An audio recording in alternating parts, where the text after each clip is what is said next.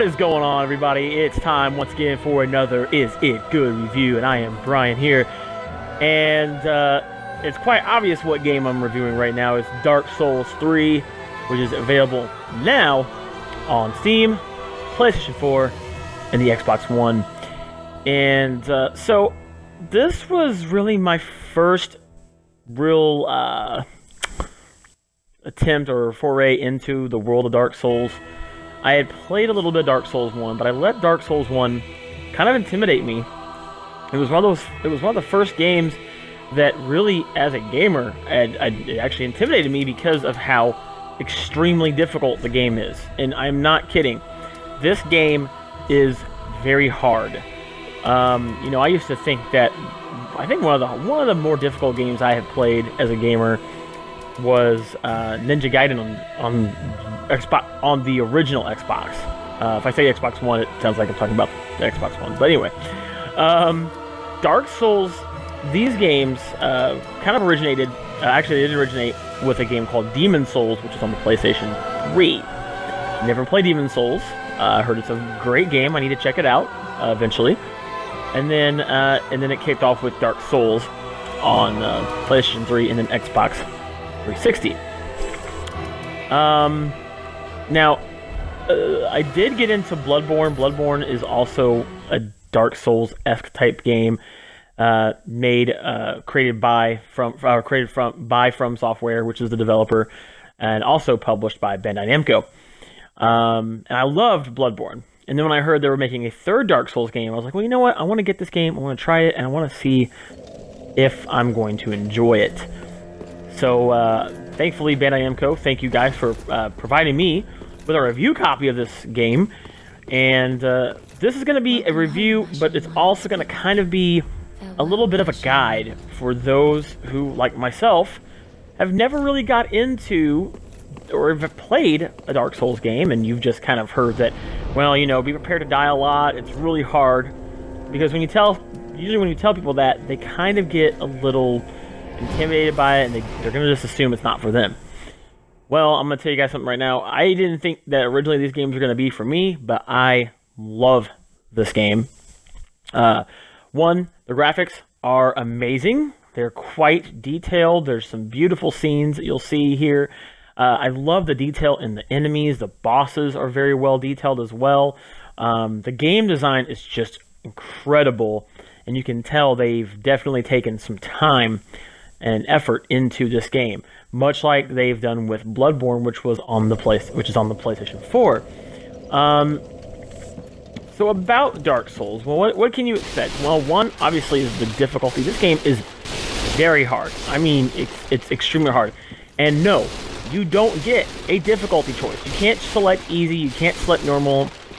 It's always on hard. And if I say hard, that's a little bit of an understatement. This game isn't just hard. This game is going to test your mettle. It's going to test your will. It's going to test you mentally, and it's going to test you as much as I'm a rager. I rage when I game, and I tell you what, this game has made me really upset several times playing it.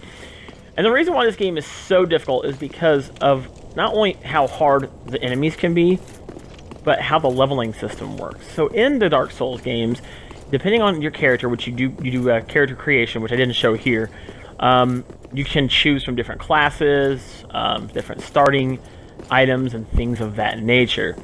You don't start off with level 1. I believe there's one character which is kind of like a naked character where you just kind of start from this bare bones character you can choose. So in this game, you have different classes you can choose from, and whatever class you choose depends on your starting level and your attributes and stuff like that. As I believe I'm playing as a warrior here. You level up by collecting what's called souls. And if you see in the bottom right corner, that is how many souls you have. You have to have a certain amount of souls to go from, like, say, level 35 to level 36. The higher the level, the more souls are required. So souls are kind of like XP. Now, what is hard about this game, folks, is that when you die, you lose all of your souls. All of them. But you can get your souls back. It's okay, you can get them back. But what you have to do to get them back is you have to go all the way back and touch the bloodstain of the last place you died. That's right. And what makes that even more difficult is that when you die, all the enemies respawn. That's right, all those enemies you fought so hard to kill and collect their souls, and you see this giant, literally this giant that's trying to attack me right now. When you have to go back and you have to kill all the enemies just to get your souls. But that can kind of be a good thing, because if you're trying to farm for souls, you could essentially, well, you could essentially die and then just go back through and kill all the enemies again and get your souls. But here's the downside of that, folks. Say you died and you had about 15,000 souls. Okay, so you're going to come back to the last bonfire you were at, and your bonfire is your safe zone. It's where you can travel, and it's where you cannot be attacked. You can't be attacked by players online now, which they just updated that, so you can't be ambushed by players online, have them come into your world as long as you're at a bonfire. And your bonfire is also where you can travel to what's called Firelight Shrine, where you can go to level up.